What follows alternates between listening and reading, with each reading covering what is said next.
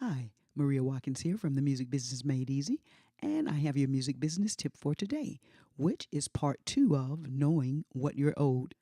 We looked at mechanical royalties, which is one of 6 rights that come with every song that you write or compose. It's known as the right of reproduction or the right to copy. And if someone wants to record your song, they have to have a license. If that song is sold on a CD or if someone pays for it from a download, then you are owed mechanical royalties. If the song was recorded by an artist on a record label, then the record label is the party that's responsible for paying that mechanical royalty to the songwriter, usually through the songwriter's publisher. However, if you are your own publisher, then that money would come directly to you. We discussed what that rate is per song last week, and that rate is set by the Copyright Royalty Board. However, with an artist on a record label, that rate will be determined by the terms of that agreement. Record companies often include in their contracts a reduced royalty rate of 3/4 of what the actual royalty rate is.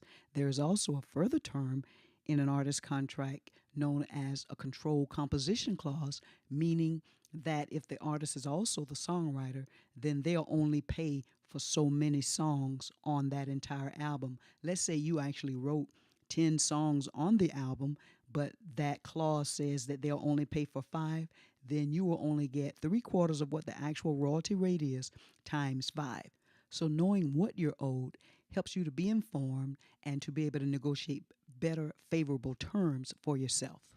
Now, what if you're releasing your own music and you're an indie artist? Well, then, if you use a third-party aggregator such as CD Baby, DistroKid, TuneCore, or any of the online aggregators to get your music out to Apple iTunes, Amazon, any of the online download sites or streaming sites, then those distributors or aggregators will then pay that money to you if you set up your own account or if you did it through a third party. Quick review. So you are owed mechanical royalties from any sales of your music on any physical CD or from sales from any download sites.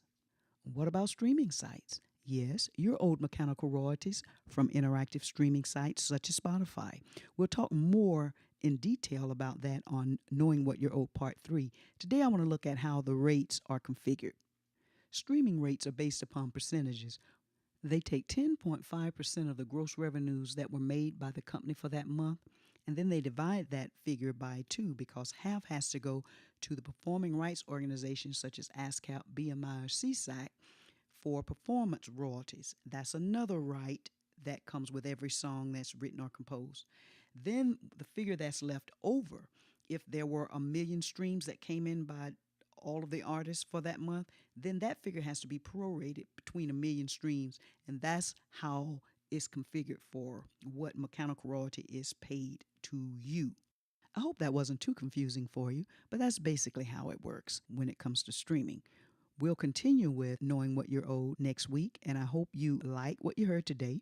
And if so, please leave a comment for me, subscribe to my YouTube channel, or like my Facebook page, The Music Business Made Easy. Feel free to reach out to me if you have any questions. Leave comments for me down below, and let me know any topics of interest that you may have. Stay tuned for more music business tips, and coming soon, some tutorials that will help you get up to speed on music industry related education. Have a great day.